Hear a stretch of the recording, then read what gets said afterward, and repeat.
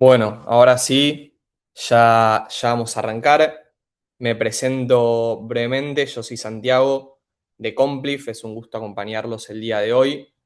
Les vamos a pedir que para el transcurso del webinar hay una sección de preguntas y respuestas. En el caso de que tengan alguna pregunta para hacer, pueden hacerla ahí mismo y va a ser respondida por una cuestión de orden al final del webinar.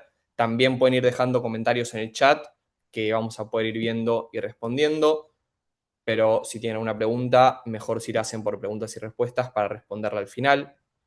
Ahora sí, es un gusto estar acompañado hoy también de Iván y de Juan Pablo, grandes expertos en la materia, quienes estarán hoy al frente en este webinar y a quienes les cedo la palabra para que puedan también presentarse por su lado. Don Iván, Pensé que había un orden aquí jerárquico. Buen día a todos. Gracias por estar hoy acompañándonos. Espero que tengamos una jornada muy interesante de conversación. Mi nombre es Iván Galvis, soy psicólogo forense, y desde hace algunos pocos veintitantos años nos hemos dedicado a estudiar y a entender el comportamiento humano en el marco de la gestión de los riesgos corporativos, riesgos financieros y pues toda la fenomenología que hoy precisamente nos trae al lugar, que es el lavado de activos, el control de las finanzas terroristas y esta fenomenología, una experiencia directa en Colombia, pero también en algunos otros países de Latinoamérica e Iberoamérica. muy bien. Yo soy Juan Pablo Rodríguez, abogado penalista, conferencista y consultor. Tengo oportunidad de trabajar en 28 países y quisiera animar esta conversación que vamos a tener Santiago, Iván y yo con una frase con la que inicia mi libro de Derek Bock que dice, si crees que la formación es cara, prueba con la ignorancia.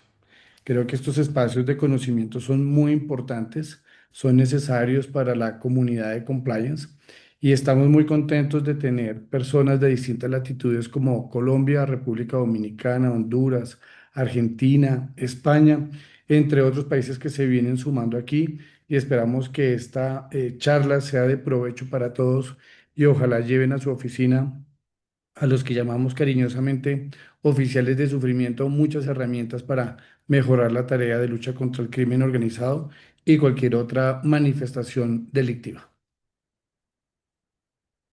Excelente, excelente. Muchas gracias, Iván y Juan Pablo, por sus presentaciones.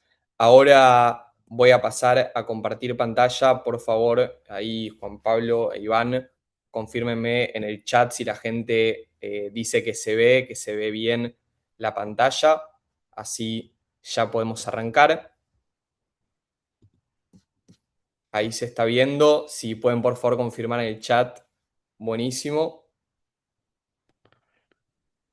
Bueno, nosotros la vemos muy bien, Santi, gracias. Y ya en el chat nuestros amigos nos vienen confirmando que se ve bien la presentación. Excelente, entonces ya arrancamos y bueno, para dar inicio a esta jornada de conversación, vamos a ir con la primera pregunta en cuestión, que es, ¿la IA está transformando la forma en que se gestiona el riesgo LAFT o solo está acelerando procesos existentes?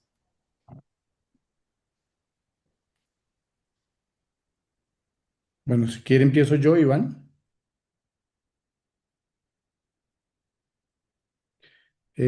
Yo quisiera, para empezar a responder esta pregunta sobre la inteligencia artificial, hacer algunos recomendados.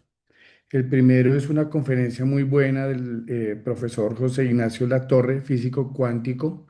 Lo encuentran en este canal de BBVA. Él es el director del Centro de Inteligencia Artificial en Singapur. Y es una muy buena lección de lo que es y lo que no es la inteligencia artificial, de la relación que pueda tener o no con conductas inadecuadas, no necesariamente delictivas. Y también puede servir para quitarse el miedo de entrar a conocer, comillas, mundos desconocidos como la tecnología. No hace falta ser ingeniero de sistemas. Iván es psicólogo, yo soy abogado y nos hemos interesado mucho por esta parte de la ciencia y ver sobre todo cómo se aplica en la lucha contra el crimen organizado.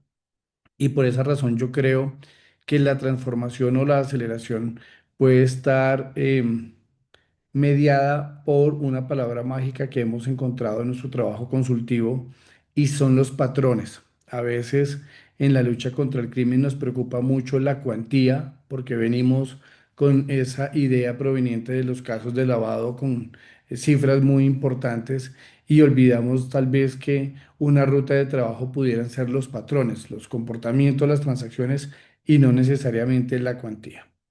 Y por otro lado, nos encontramos en este escenario con unas condiciones del mundo tecnológico que son los que van a determinar si eso que se instala como una creación, como un invento o como algo novedoso puede tener, digamos, estancia de largo aliento en la sociedad. Y les animamos también a mirar en las redes, en las páginas, por ejemplo, del Foro Económico Mundial, cuál ha sido el top de las 10 tecnologías más importantes para 2025 y entre ellos los conceptos que ellos, o criterios mejor, que tienen en cuenta son la profundidad, el impacto socioeconómico y la manera de adoptarlos de forma temprana. Así que frente a esta pregunta de la transformación y la aceleración, no quisiera sonar ecléctico, pero mi postura es que es ambas. Y es ambas porque le está poniendo un reto, un desafío a los analistas de cumplimiento y diría más, a los actores de la cadena de valor de lucha contra el crimen organizado. Podemos hablar de sujetos obligados, podemos hablar de superintendencias y reguladores, de unidades de inteligencia financiera y sus analistas, de fiscales y policías judiciales, como sé que aquí hay amigos de otros países, agentes del Ministerio Público, jueces penales y en los países donde están jueces de extinción de dominio. Así que nos corresponde a todos absorber la mayor información posible de las nuevas tecnologías, particularmente la de la inteligencia artificial, y la aceleración pudiera estar representada o reflejada tal vez en ese efecto exponencial que estamos viendo en algunos campos donde ya tiene desarrollo, en lo que en teoría supone ahorro de tiempo y más adelante habrá oportunidad de comentar algunos casos de éxito, casos de aplicación, sobre todo en materia antilavado de dinero. Así que yo creo que transforma y acelera. Lo importante es que la usemos en beneficio de la gestión de estos riesgos. Adicional a esta apreciación que tiene Juan Pablo, eh, la aceleración, la capacidad que tenemos hoy con las tecnologías de la información de abarcar mucha más masa de información, precisamente nos está conduciendo a otro de los grandes dilemas que trae la IA, y es que más que la relación entre la información y la aceleración, es la relación entre la información y la interpretación. Porque precisamente la masa de información conduce a que haya más ruido, a que haya mayor cantidad de data que puede que no sea útil en el momento de tomar esa decisión y puede desbordar completamente la utilidad de la información en algún momento. ¿Qué significa esto entonces? Que el criterio humano, la capacidad de decidir, la capacidad de discernir, es lo que hoy entonces empezaría a ser más exigente en esta transformación. Sin ir más lejos, hace un par de días precisamente el Vaticano se estaba pronunciando sobre la humanización de la IA, es decir, no perder la humanidad. Y probablemente a lo que se estaba refiriendo el Papa y a lo que se estaba refiriendo cada uno de los intervinientes, dentro de ellos el diseñador de Anthropic, por ejemplo, es no podemos perder que la IA genere todo el reemplazo de la capacidad humana en el momento de decidir sobre qué se hace con la información y tomar las decisiones críticas que se deben tomar respecto a la seguridad nacional, por ejemplo, respecto a la vida misma. El director de Anthropic, por ejemplo, decía, es preocupante ver, y yo mismo me preocupo, decía él, de cómo hemos descubierto algunos códigos que intentan emular las emociones humanas. Claramente la IA no va a experimentar las emociones humanas como las experimentamos nosotros, no tendrá la experiencia de la vida, y eso es una de las cosas precisamente que entonces nos invita tanto el Vaticano hace un par de días como nosotros en esta sesión. El criterio humano es lo fundamental en este proceso. Más allá de la velocidad y de la masa de la información, no perder la capacidad de discernir. Y eso sigue siendo lo fundamental en las decisiones estratégicas. Pero yo creo, Iván, antes de pasar, Santi, a la otra pregunta, que sí queda en el tintero una gran preocupación de todos los que están estudiando, aplicando o viendo qué efecto tienen las nuevas tecnologías y particularmente la inteligencia artificial en el mundo y qué pasaría si esto se sale de control. Nosotros hemos visto ya casos en los que la inteligencia conversa con otra inteligencia, crean su propio lenguaje de comunicación y en esta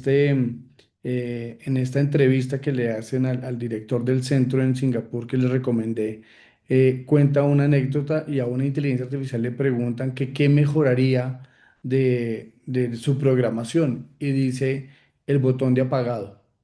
O sea que si la inteligencia contesta de esa manera, valdría la pena discutir sobre el nivel de conciencia o de autonomía que pudiera tener la inteligencia artificial y no sé hasta dónde en la ecuación el ser humano sigue siendo importante o no, porque nos hablan del human in the loop y que en algunos casos el criterio humano sigue siendo valorado y muy importante, pero ¿cuánto tiempo nos queda para quitar de la ecuación al ser humano? O Iván como psicólogo entiende que no se va a reemplazar y que habrá que regular mejor la IA, la ética de la IA, que creo que por ahí también va la encíclica del Papa. Yo me aparto mucho de esas similitudes que algunos quieren poner de moral y ética. Hay una gran distancia entre una y otra, pero para no entrar en esa discusión filosófica, desde la experiencia de conocimiento del humano que Iván tiene como psicólogo forense, si estamos más cerquita de quitarlo de la ecuación o hay que hacer algo para que quede en la ecuación el humano y que no quede desbordada la IA. La gran ventaja en la actualidad, ¿cuál es? Comparado con la programación antigua, por ejemplo, en donde el ser humano lo que hacía era aprender lenguaje de máquina. Entonces recuerden que para nosotros poder programar necesitábamos que el usuario aprendiese, por ejemplo, Python o por SQL o cualquiera de estos lenguajes de máquina. ¿Cuál es la gran diferencia ahorita? Pues que la máquina puede transformar el lenguaje natural humano en data, puede transformarlo en algoritmos y puede transformarlo precisamente en programación. Lo que estamos viendo es una aceleración en el fenómeno de la programación en sí misma. Sin embargo, el programador sigue siendo humano. Es el humano el que manifiesta las necesidades, es el humano el que manifiesta el interés. Sí es muy común también ver que en la actualidad y en la sofisticación del sistema, la gente es muy común que le haga preguntas, preguntas de la cotidianidad, preguntas muy complejas, pero la IA no funciona solamente con preguntas. La IA necesita contexto, la IA necesita una limitación de tiempo, la IA necesita también unas características del resultado de su respuesta o de lo que esperamos de ella. ¿Y quién pone esos límites? Pues el humano, evidentemente. Ahora bien, no olvidemos que los pasos siguientes de la IA van a ser, por ejemplo, la incorporación con sistemas autónomos como los robots o la robótica. Y la robótica esencialmente es que vamos a tener un sistema complejo, autónomo, físico, al lado de uno compartiendo la vida. Preocupaciones pueden haber muchísimas y si nosotros recordamos los miedos de los años 80, 90, se nos vuelve a la cabeza, por ejemplo, toda la catástrofe y el mundo distópico de Terminator, por ejemplo. Entonces yo ya me estoy imaginando en la guerra con las máquinas. Sí, podrían ser unos escenarios posibles y catastróficos dentro de todas las posibilidades humanas, pero por ahora no. Ahora bien, Juan Pablo los invita a leer estos documentos o a escuchar a estos autores que son bastante productivos y que nos hacen reflexionar, y esto le llamaríamos también una especie de filosofía de la tecnología. Pero yo los invitaría entonces, por ejemplo, porque nos vamos un poquito más atrás y nos vamos a Isaac Asimov y, por ejemplo, recuperar un poco sobre la historia de fundación, en donde los humanos convivimos con las máquinas, convivimos con los robots, y hay una gran super máquina que representa todo el poder del conocimiento humano, unido de miles de años de conocimiento y eso es lo que estamos viviendo hoy con la IA, una experiencia de ese estilo. Isaac Asimov puso ese desarrollo en el año 3500 algo y no creo que se hubiera dado cuenta que para el 2026 ya estábamos en esa historia.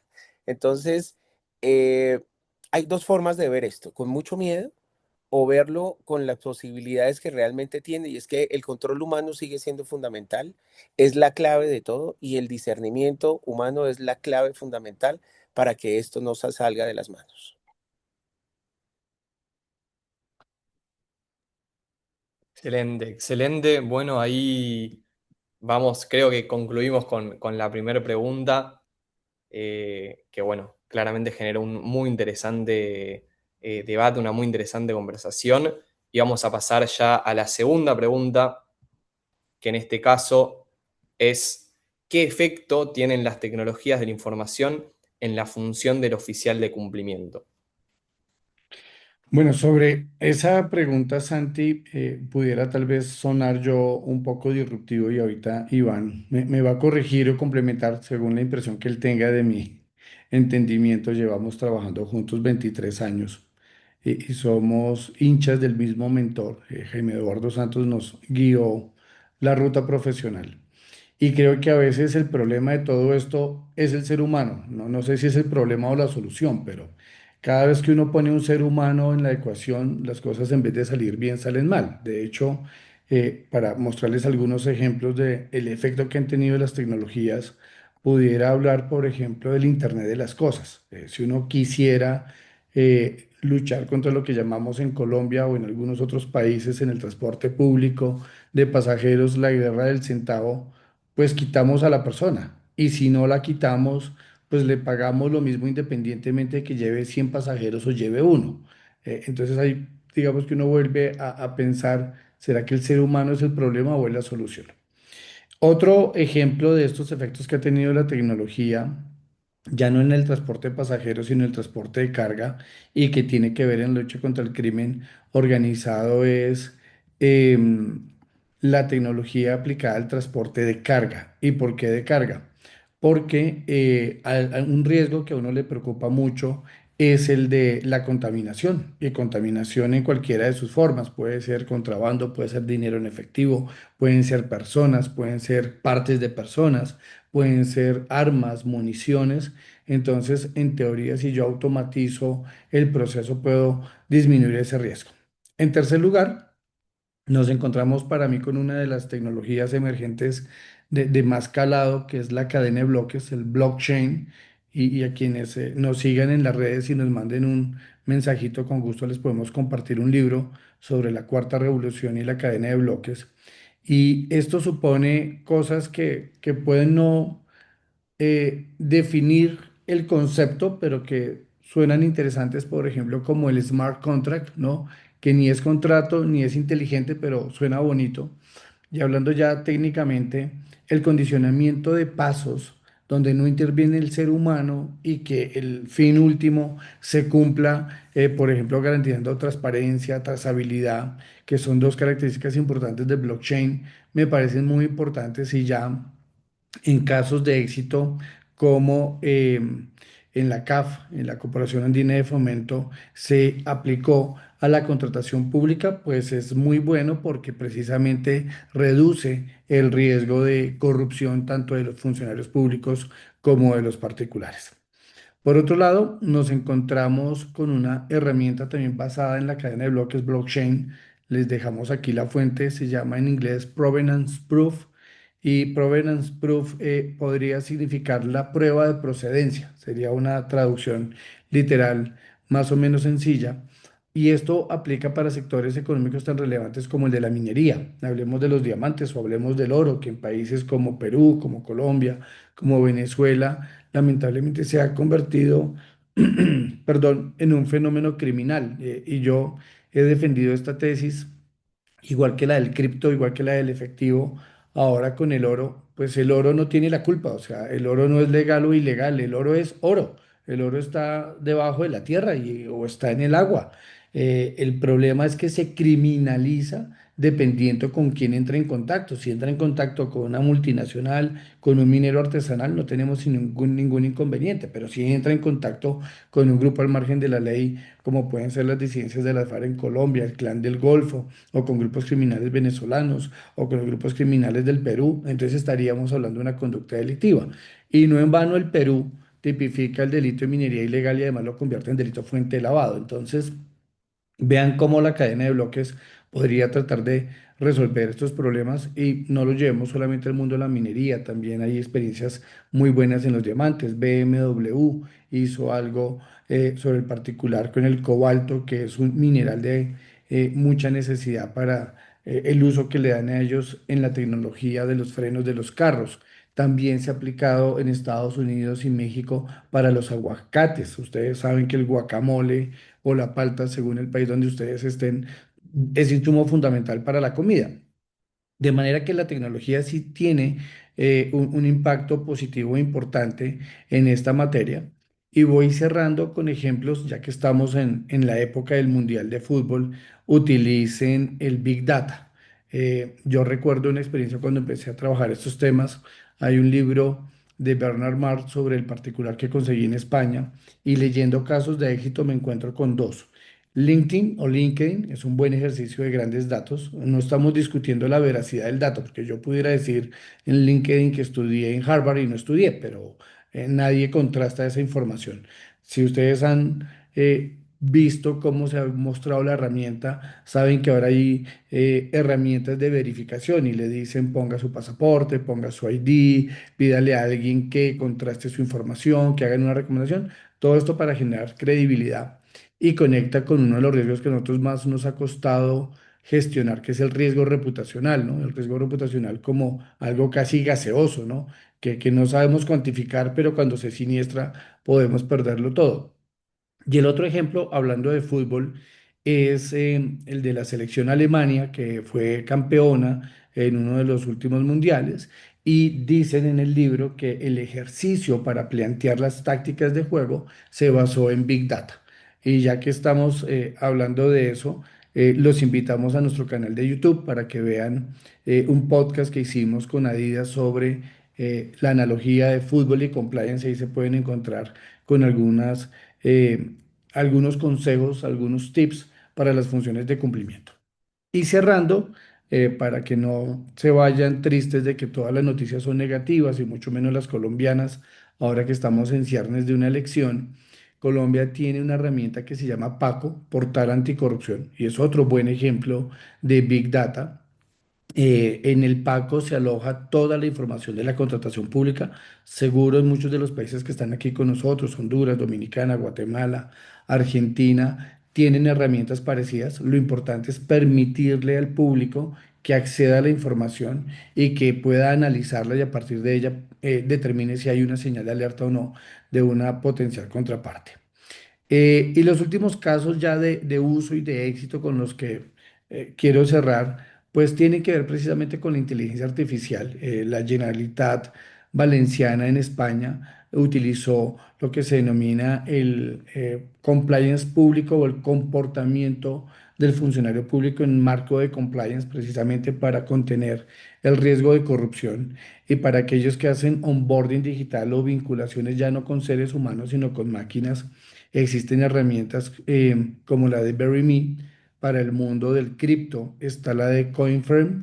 Esto, explicado de manera sencilla, significa que así como en el mundo tradicional nosotros, si yo voy a comprarme unos alfajores en el aeropuerto de Buenos Aires, en Ezeiza, y paso mi tarjeta débito o crédito, es imperceptible, pero lo que pasa rápidamente en el control es que viaja el dato reconoce al comercio que vende alfajores, lo reconoce como un comercio de riesgo bajo o medio, no tiene alertas y en mi caso valida que haya cupo en la tarjeta de crédito o que haya saldo en el producto débito y me permite comprar los alfajores. Exactamente lo mismo hace CoinFirm. Lo que ocurre es que estamos hablando de comercios que reciben pagos en cripto.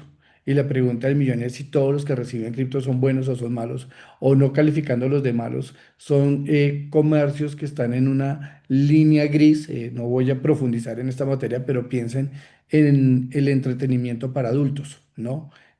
¿Cómo se pagan este tipo de servicios? Si se pagan con productos tradicionales de banca o se pagan con el mundo cripto.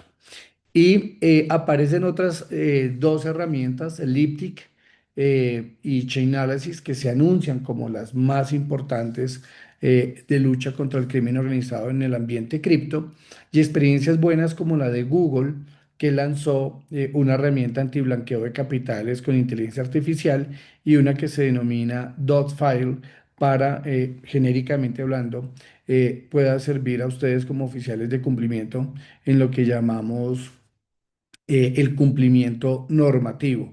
De forma que la función de cumplimiento sí se transforma.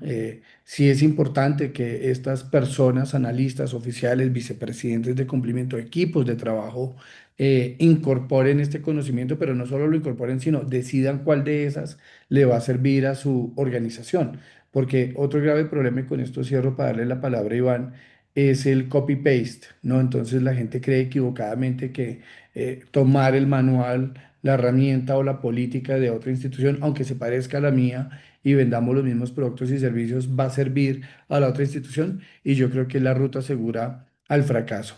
De forma que dejamos allí algunos casos de éxito exhibidos para ustedes y que ojalá sirvan de insumo para su labor diaria. Iván.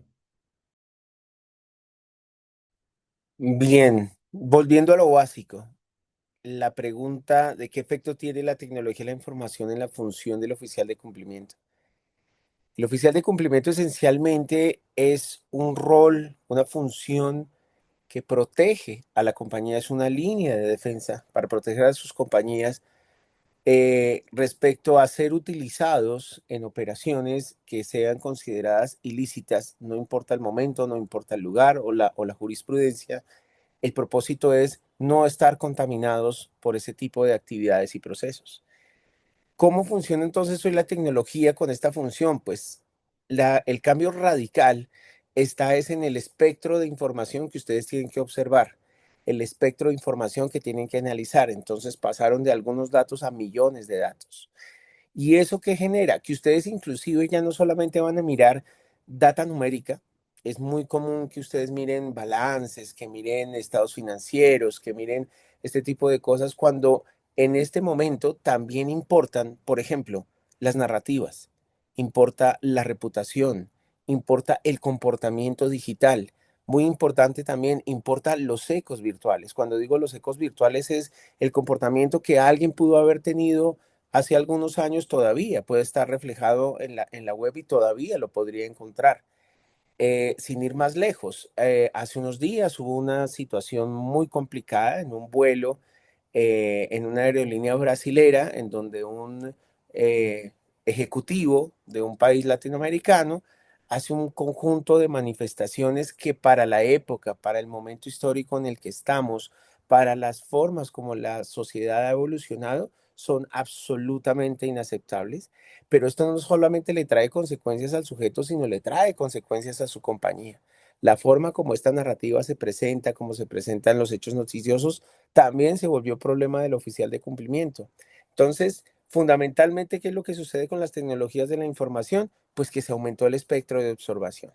El desafío entonces ya no es solamente verificar operaciones, ahora implica interpretar el comportamiento.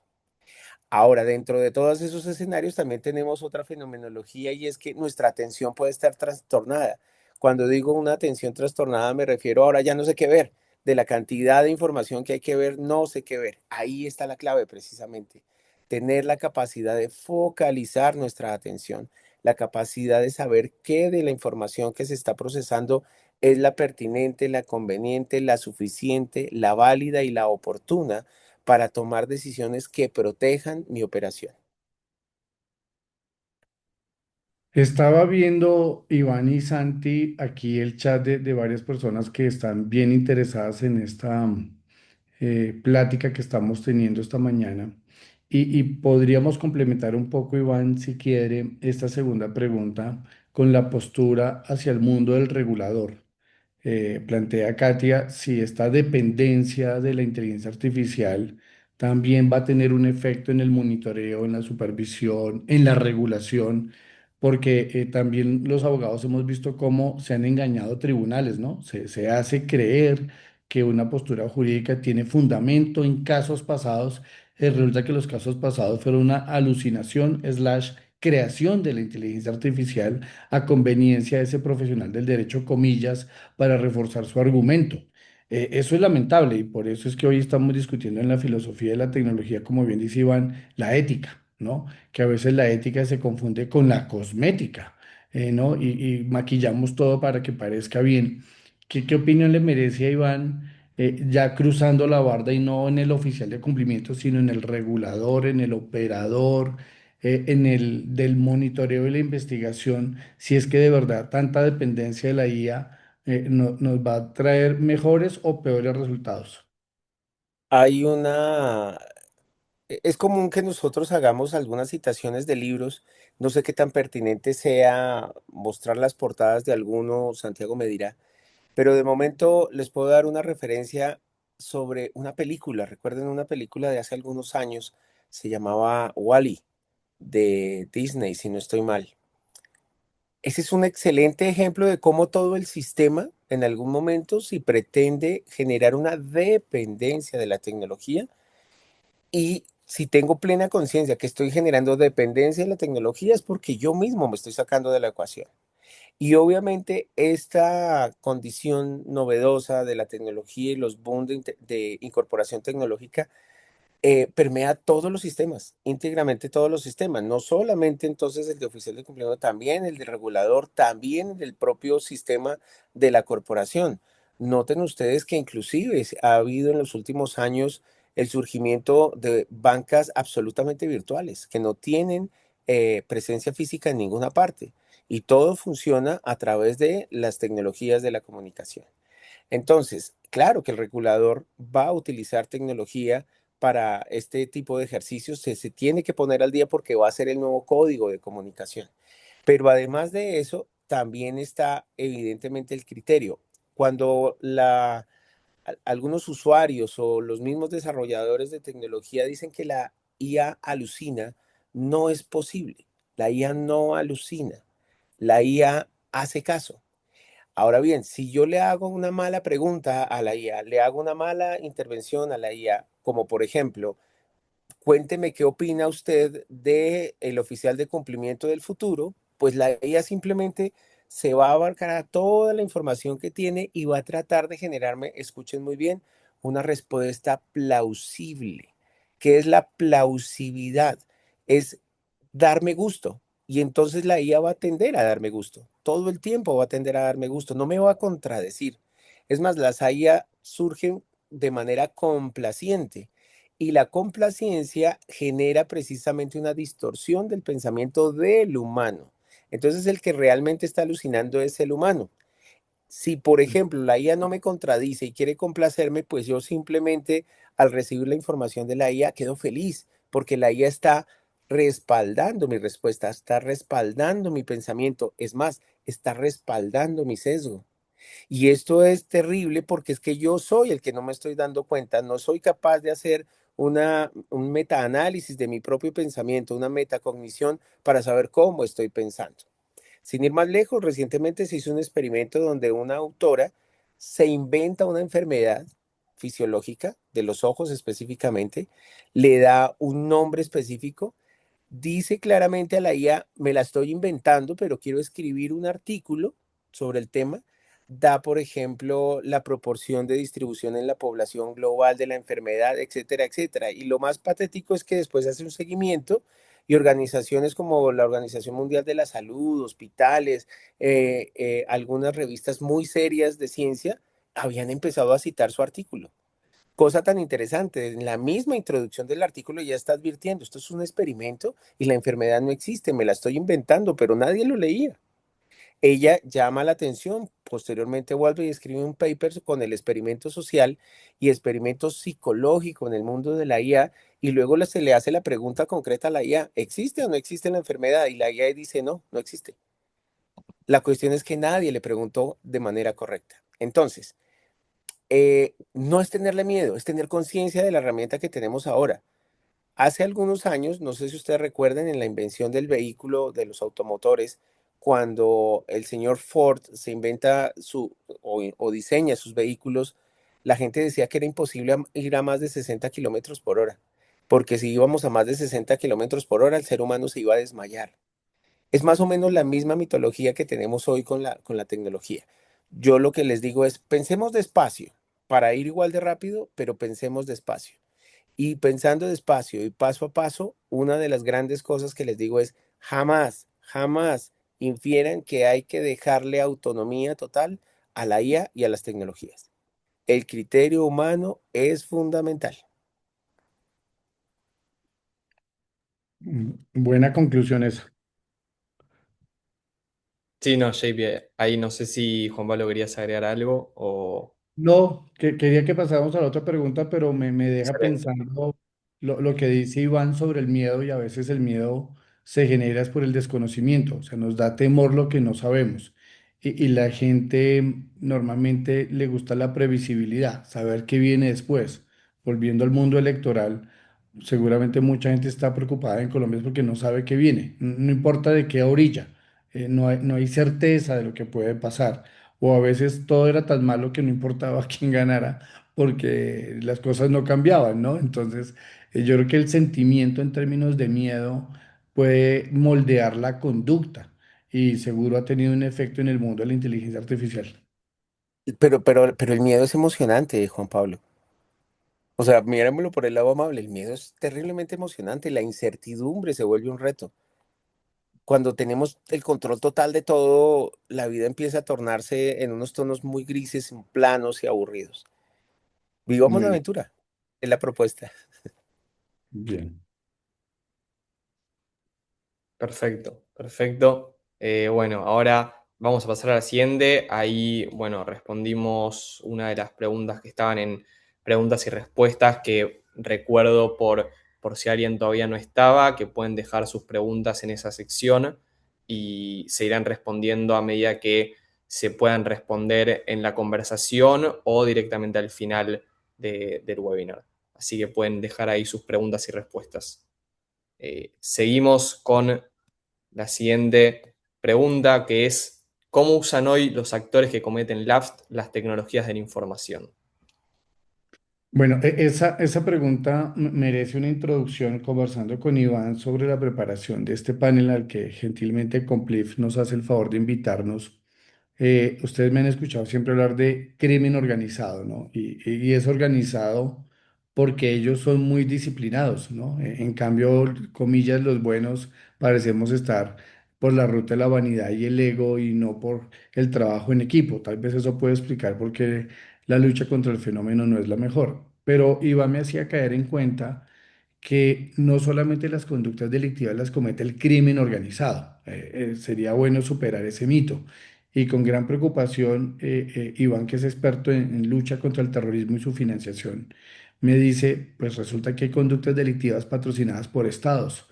Y yo me pongo a pensar en los 27 años de dictadura de Venezuela, por ejemplo.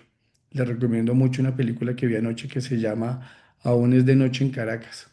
Y las cosas que se muestran allí, aunque son solo una foto de la dictadura, son muy preocupantes. Si quieren profundizar un poquito más, les invito a leer el artículo que escribimos sobre geopolítica y el efecto de la captura de Nicolás Maduro Moros. Lo encuentran en LinkedIn y si no, con gusto les pasamos ahorita el link. Son solamente 82 hojas, así que un domingo después de misa que estén un poquito desocupados pueden acometer a la lectura de este documento. ¿Y por qué lo cito como introducción, Santi? Porque yo me di cuenta que hay un factor común, sobre todo en lavado y corrupción. Hay un punto de contacto y ese punto de contacto son los PEPs.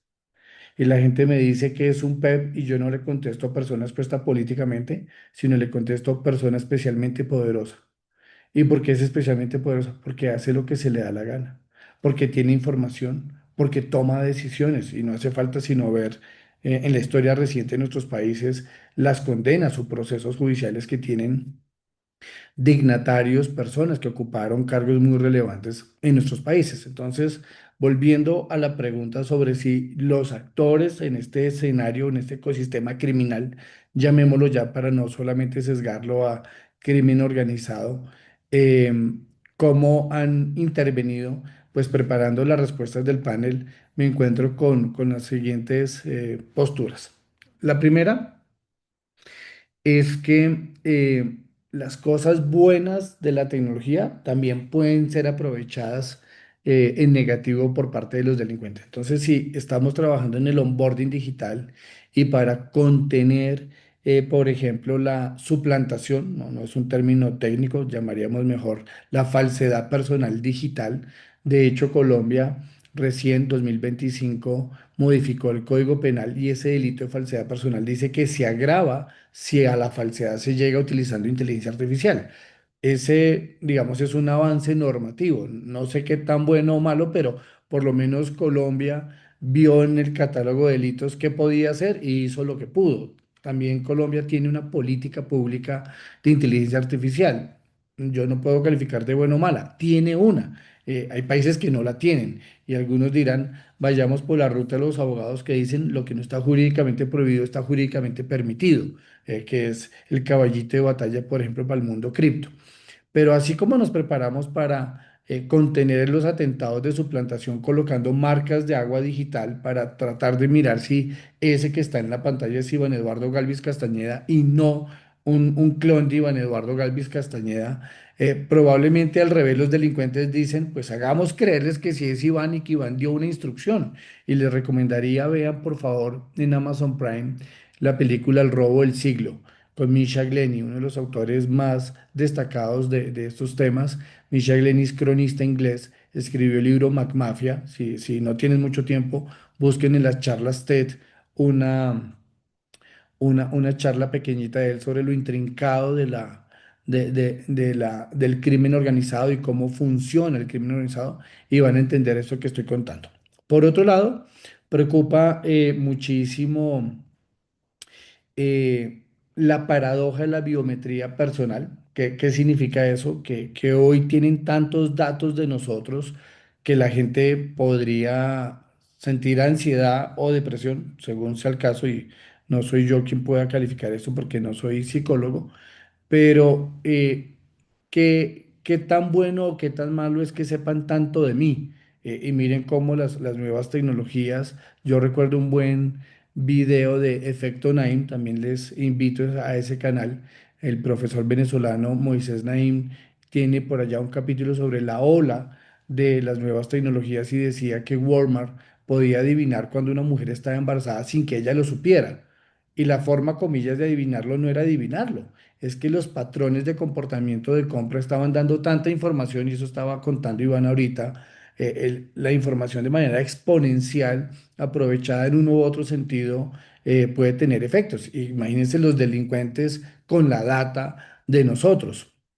Por eso las regulaciones de protección de datos personales son tan relevantes y deberían entenderse en una interpretación sistemática también de la mano de la regulación administrativa, del compliance y de la regulación penal. Y dos últimos puntos, investigando para la sesión algo que se denomina Chip Willow, y en la carrera armamentística desde el punto de vista de los algoritmos, pues resulta que hoy la situación es muy compleja porque antes las máquinas se demoraban cierto tiempo resolviendo problemas y hemos, con estos avances de manera exponencial, reducido el tiempo de solución de los problemas. Y, por ejemplo, uno de esos problemas, ¿cuál pudiera ser? Las claves criptográficas. Entonces, si entra en crisis la criptografía, y esto que voy a decir va a sonar muy desalentador, podríamos entrar en una crisis financiera global porque la manera como hoy se cubre o se custodia la información bancaria financiera del mundo, probablemente para un experto ahora en tecnología, utilizando tecnologías emergentes, inteligencia artificial para romper esa clave, le va a ser mucho más fácil.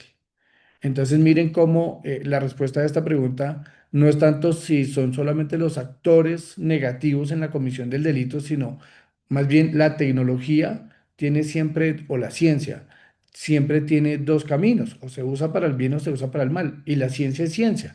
El ejemplo que ponía José Ignacio del video del BVA era muy bueno, decía, usted se inventa la balanza, pero la balanza es el antecedente de la catapulta. Y la catapulta hoy lo podemos ver en el Circo del Sol, pero antes lo veíamos en la guerra, ¿no? O sea, una manera de mandar proyectiles al otro bando. De forma que a mí lo que me preocupa, y con esto cierro para darle paso a Iván, es que lo que nos diferencia de los actores criminales de nosotros es que ellos no están obligados a cumplir la ley. Y eso sí me deja muy preocupado, porque yo no me imagino el clan del Golfo diciendo, espere a ver si usted está en la lista OFAC. No, eso no pasa. O el cartel de Sinaloa haciendo suscribir una declaración de protección de datos personales a los sicarios. Eso no va a ocurrir. Entonces aquí sí o sí la lucha contra el crimen es una lucha,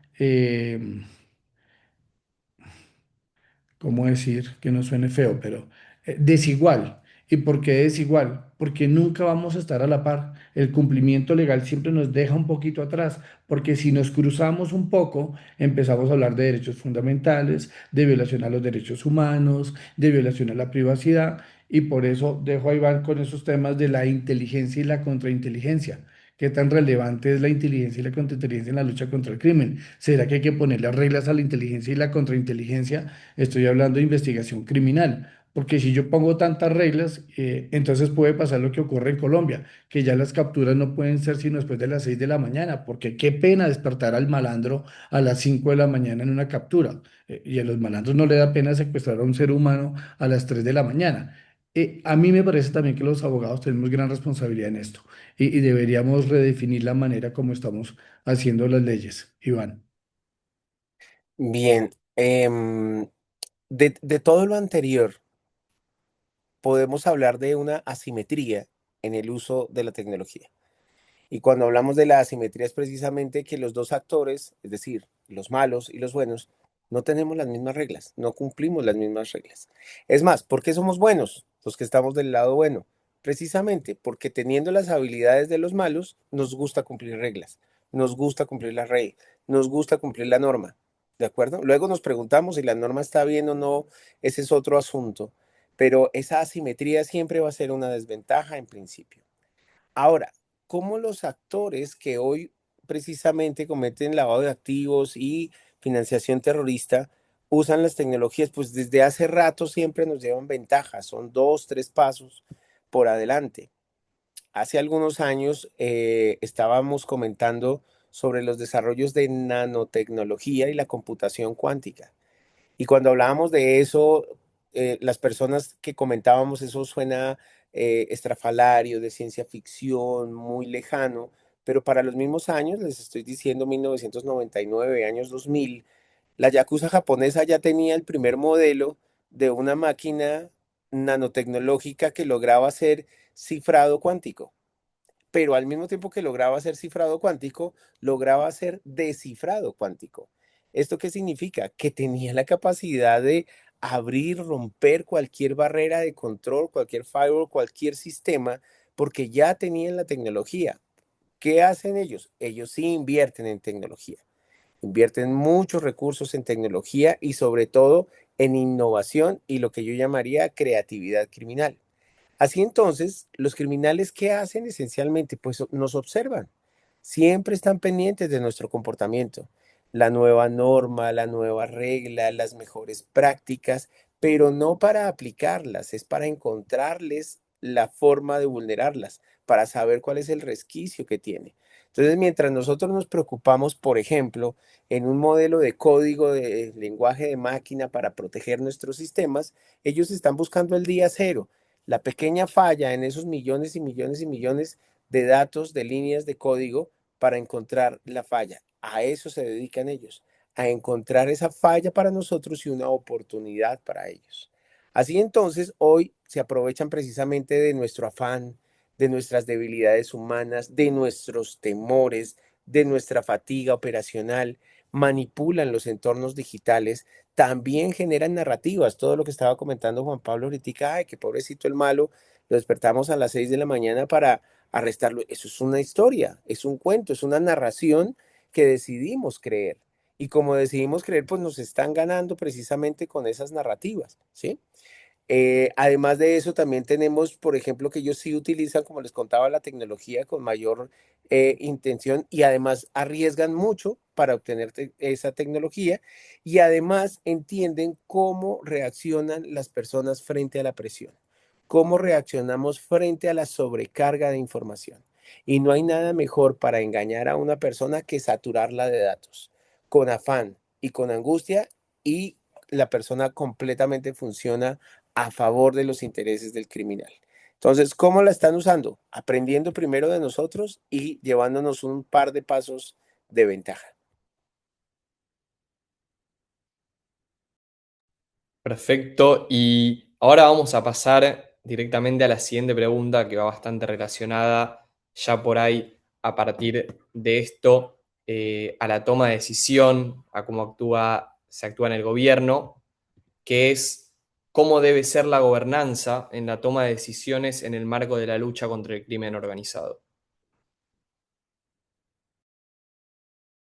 Bueno, sobre eso yo tengo varias propuestas de las lecturas que hemos hecho y en los trabajos consultivos donde nos imponemos esta tarea de la mejor toma de decisiones. Por eso, para nosotros la palabra no es gobierno en una mala traducción de GRC, Governance, Risk and Compliance, sino gobernanza, no solo para no tocar los temas de política que pueden siempre generar y afectar susceptibilidades, sino que la gobernanza tiene que ver con decisiones, y las decisiones pueden ser buenas o malas, o pueden ser rentables o no rentables, o pueden ser estratégicas o no estratégicas, o pueden ser jurídicas o no jurídicas.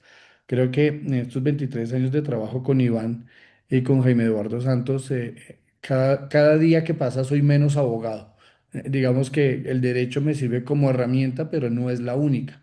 Y ese es un llamado de atención a todos los que están aquí en este webinar de Complif, que son ya casi 130 personas de muchos países. Y es que a veces nos enfocamos tanto en nuestro trabajo y nuestra profesión de base que estamos viendo la mitad del bosque. No estamos viendo, como en inglés denominan la big picture, ¿no? La foto completa, y tal vez eso, en vez de ser una ventaja, nos está costando bastante. Entonces, esta forma de gobernar las decisiones podría ir por la ruta de lo que Casanova llama los principios del compliance generalmente aceptados. Son 7: cultura y liderazgo, políticas de sistemas de gestión de cumplimiento, identificación y gestión del riesgo, controles, comunicación y reporte, vigilancia y acciones correctivas, y finalmente monitoreo y auditoría. En segundo lugar, como herramienta de gobernanza, les dejaríamos a ustedes el desempeño basado en principios. ¿Qué significa? Si esto fuera Fórmula 1, uno siempre le preocupa el performance, ¿no? ¿Cómo está el carro? Y ahorita que hablamos de fútbol, ¿cómo están los equipos y sus jugadores preparados para los partidos? Bueno, ¿cómo está su modelo de cumplimiento? Sería un tema muy interesante.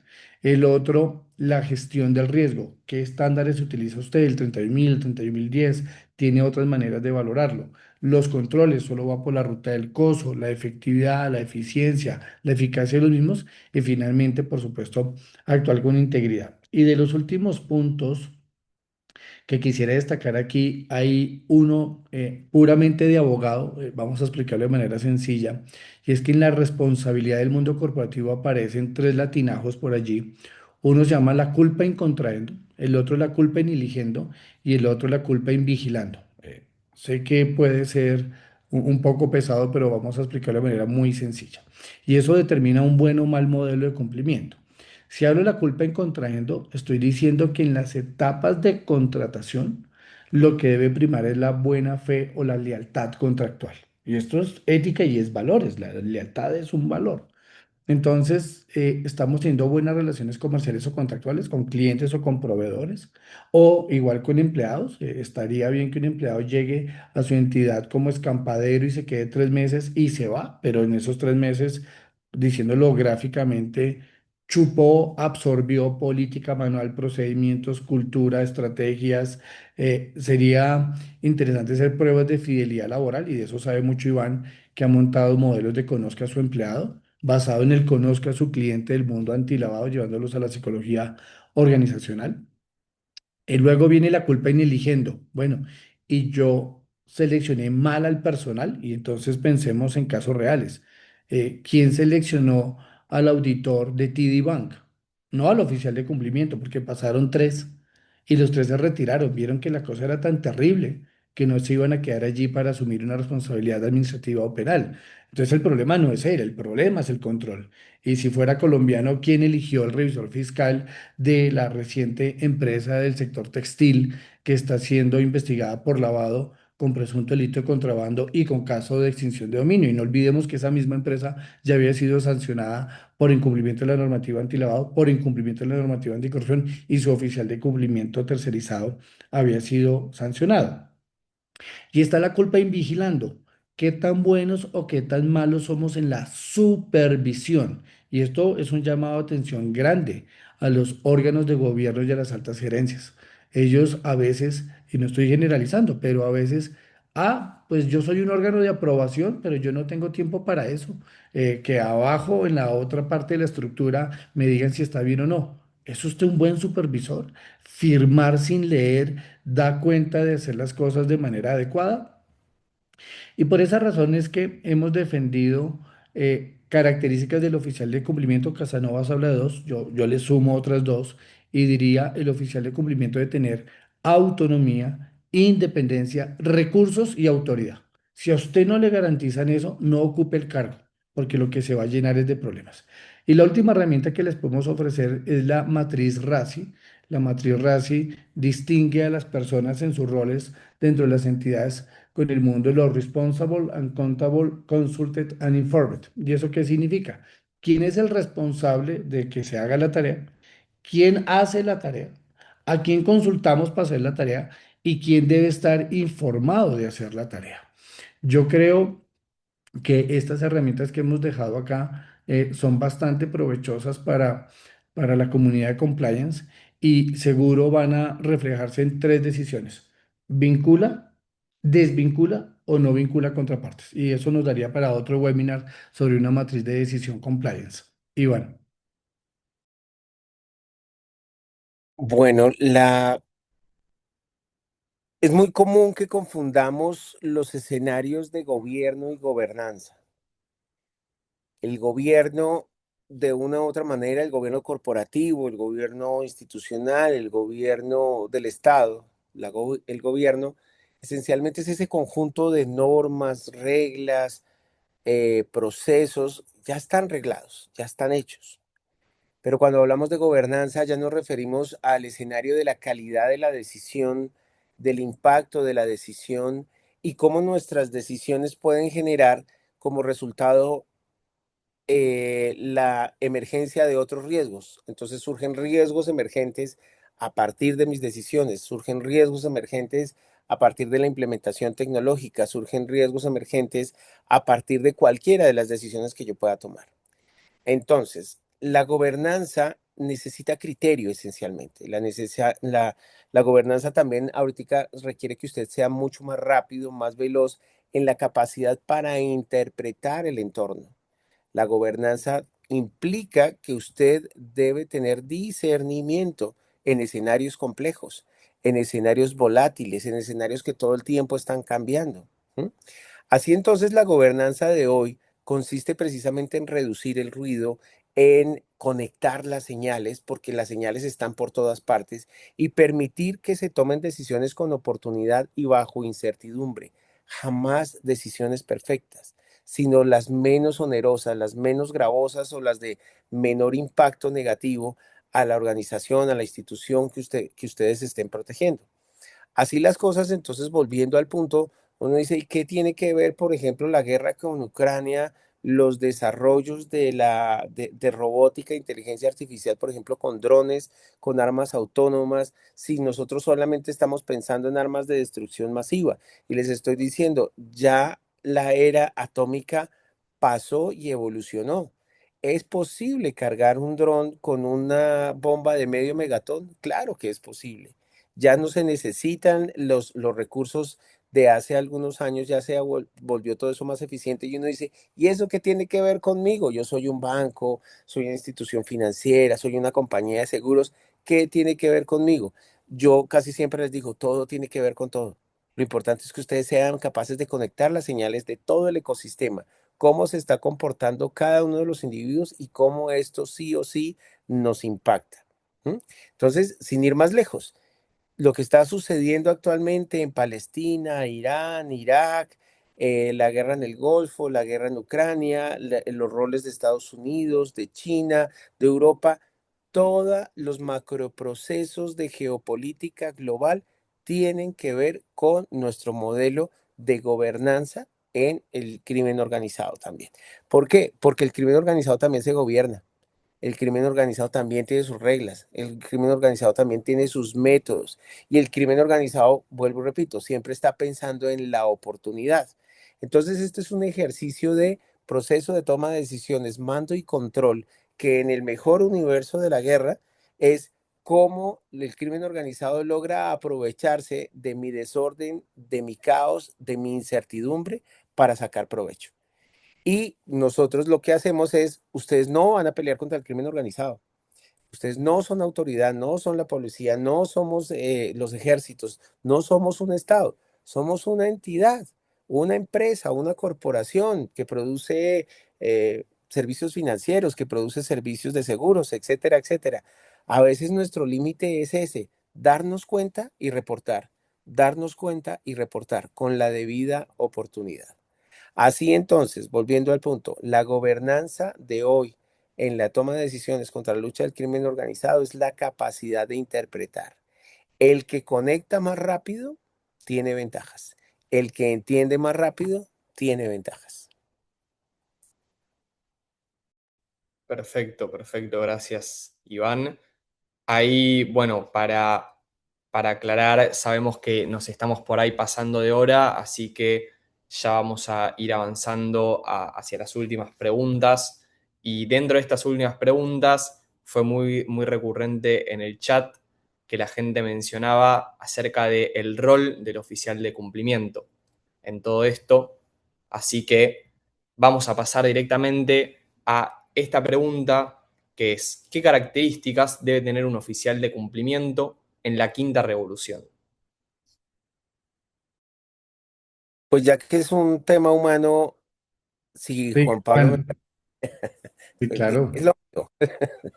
Bien, noten ustedes que durante toda la conversación hemos hablado de que lo que nos protege, nos defiende, hace la diferencia, impide el control total de las tecnologías de nuestros sistemas, es siempre el criterio humano, la capacidad de discernir lo humano, y entonces volvemos al punto, claro, es el humano.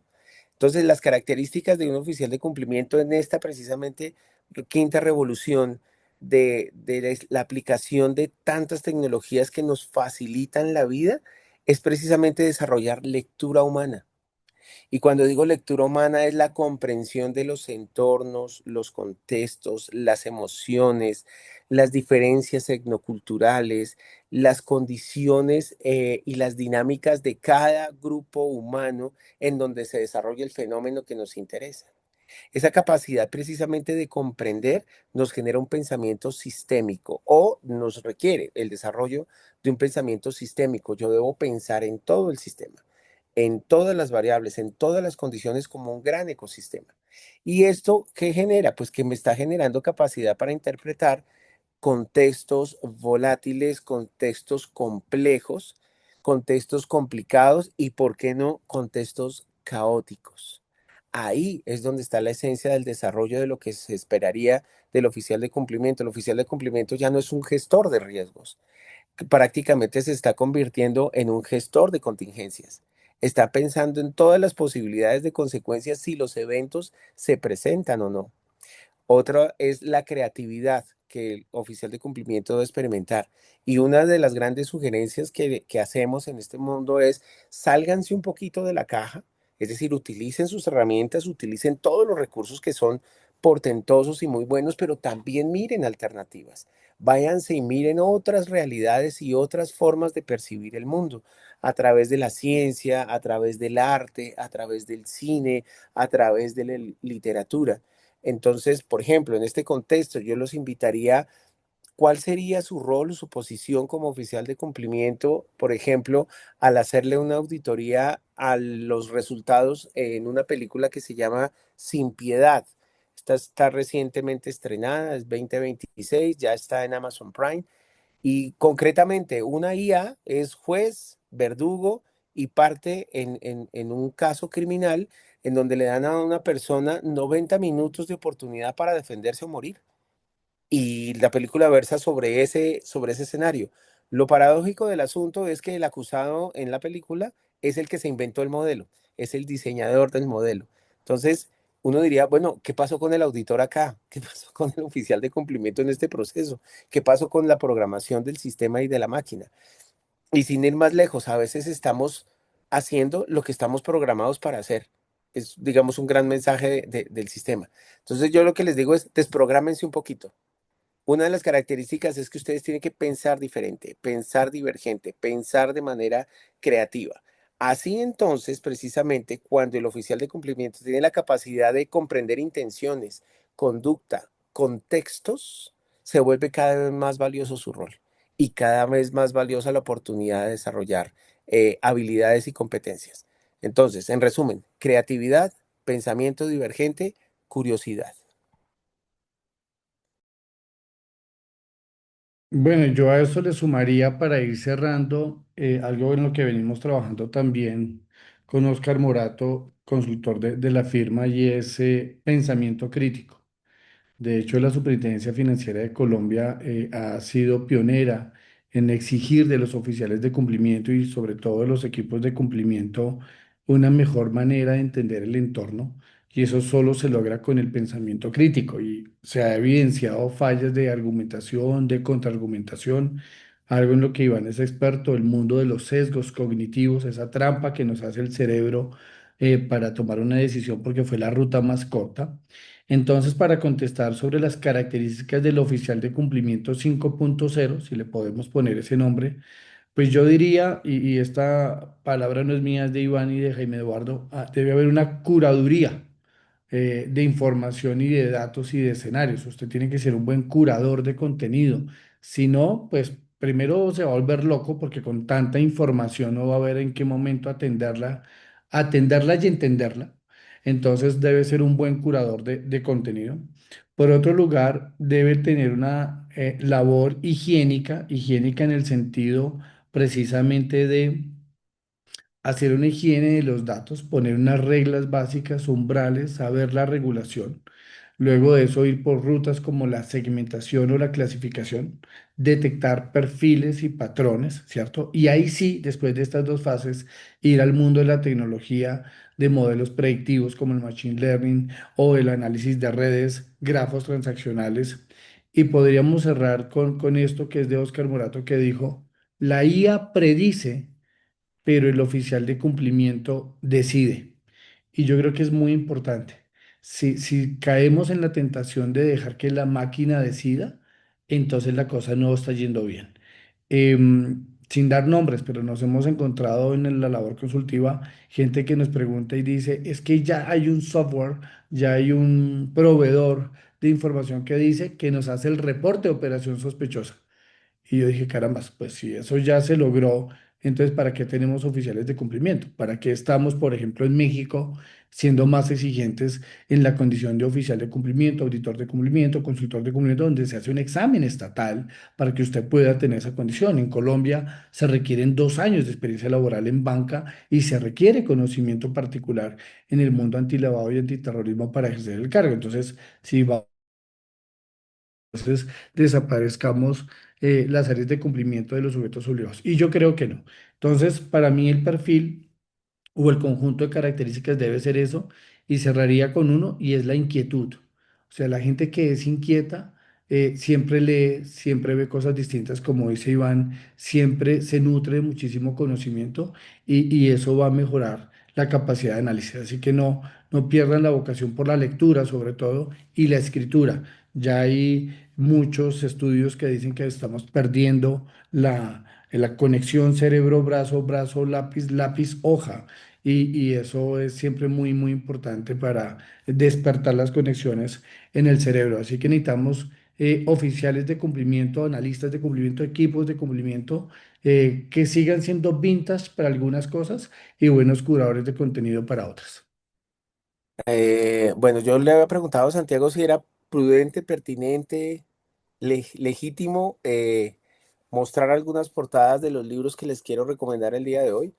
Juan Pablo ha recomendado unas joyas, eh, y yo quiero recomendarles otras de cómo percibir precisamente esto. Entonces es un señor de nombre Robert Sapolsky, escribe un libro muy interesante que se llama Decidido, y su subtítulo es el más retador de todos, es la ciencia de la vida sin libre albedrío, porque él llama precisamente la atención a cómo este es el fenómeno esencial del problema en la actualidad. Y es un análisis precisamente de la ciencia, las tecnologías, la incorporación de las tecnologías y cómo podemos llegar a caer en la trampa de pensar que le podemos dejar al sistema o a la máquina las decisiones, el libre albedrío y la capacidad para discernir. Y otro de los libros que les quiero recomendar es del señor Antonio Diegues, Pensar la tecnología, una guía para comprender filosóficamente el desarrollo tecnológico actual. Entonces, creo que estos dos documentos van a ser absolutamente pertinentes en ese desarrollo de las habilidades, capacidades y competencias ejecutivas que se necesita del oficial del cumplimiento en la quinta revolución. Buenísimo, buenísimo. Gracias, Iván, por compartirnos esos libros y esas portadas. Así que ahora vamos a pasar a la última pregunta de esta jornada, que es, ¿cuál es la ventaja competitiva que deben tener los sujetos obligados? ¿Tecnología o gobernanza? Mm, Pues primero, qué chévere que en el texto de la pregunta hablemos de ventaja competitiva y no valor agregado. Nosotros hemos venido luchando contra esa mala expresión de valor agregado que además sugiere conductas corruptas, porque lamentablemente algunos siempre quieren sacar provecho, sobre todo en el mundo contractual, ¿no? Y dicen, ¿y cuál es tu valor agregado? O si te contrato, ¿qué más me vas a dar? Pues nosotros en Risk Management somos bastante críticos de eso. Hay un libro, siguiendo la postura de Iván. Ahorita que él conteste, yo vendré aquí a la biblioteca y les daré el título del libro sobre ventaja competitiva en el mundo de la tecnología. Y entonces, ¿qué es lo que distingue a uno de otro? Pues lo tiene que distinguir ambas. Lo tiene que distinguir su buena manera de tomar decisiones basado en simulación de escenarios, en pensamiento crítico, en ser un buen curador de contenido y de información, pero también lo debe distinguir una persona que entienda la tecnología. Yo solo soy abogado, la cabeza no dio para más y por eso estoy trabajando en certificarme como manager de inteligencia artificial. Yo no pretendo programar ni inventarme pues el aplicativo predictivo más relevante de lucha contra el lavado. Esa no es mi intención, pero mi intención es que si me hablan de esto yo puedo entender.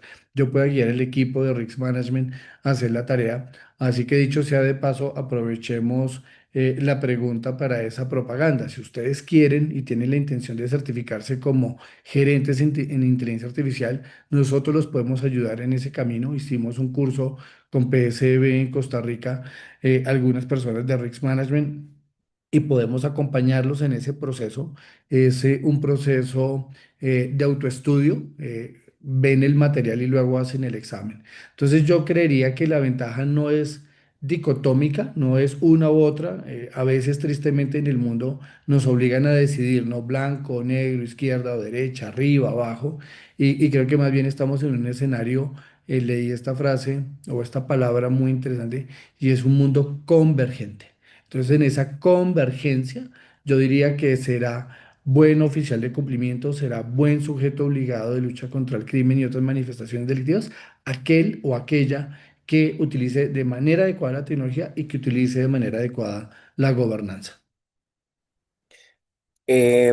Adicional a esta apreciación con la que estoy absolutamente de acuerdo, también hemos de considerar que la tecnología se está convirtiendo en la actualidad en en un recurso que está disponible para todos.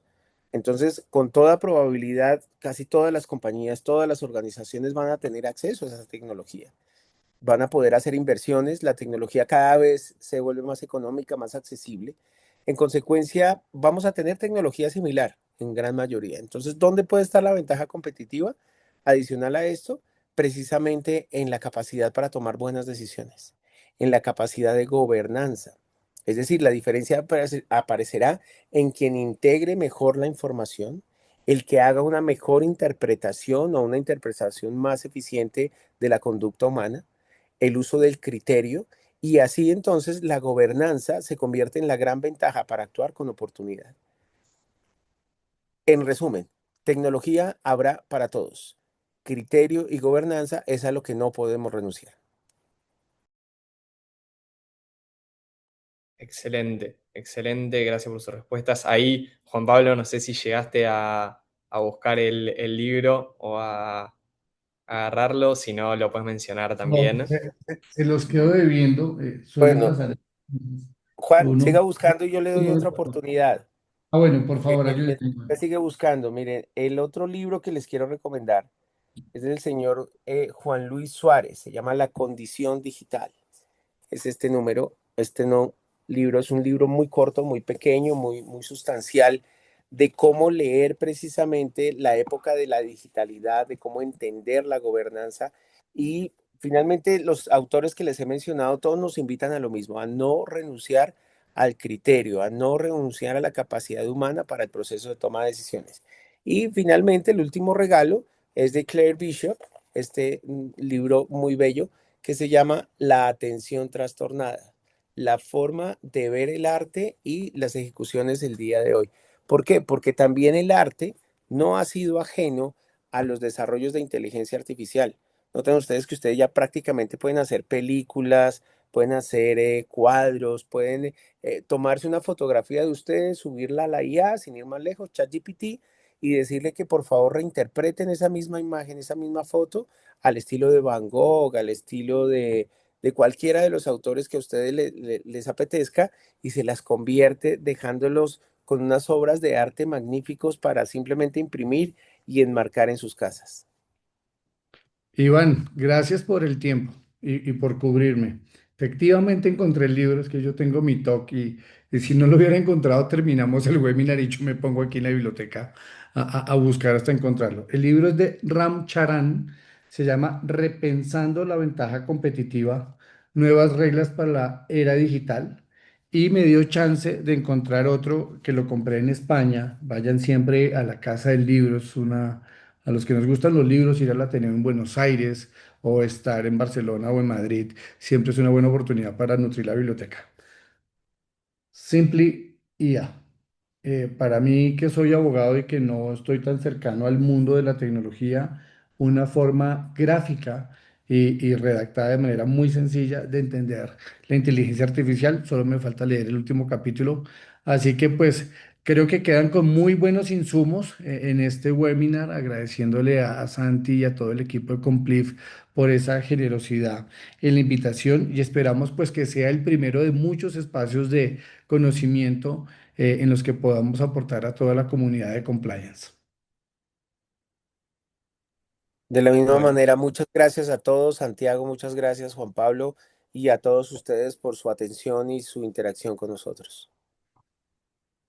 muchas gracias Iván y Juan Pablo por estar acá hoy con nosotros y por esta lección que nos dieron a todos en esta ocasión.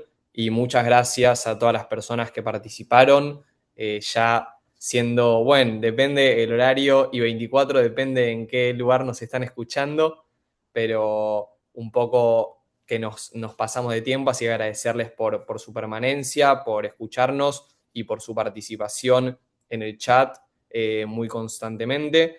Esperamos que lo hayan aprovechado.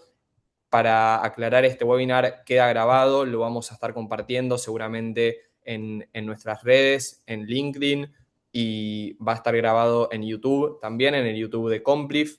Ahí lo vamos a estar compartiendo. Así que muchas gracias por su participación y como dijo Juan Pablo, esperemos que sea el primer webinar de muchos otros para compartir conocimiento.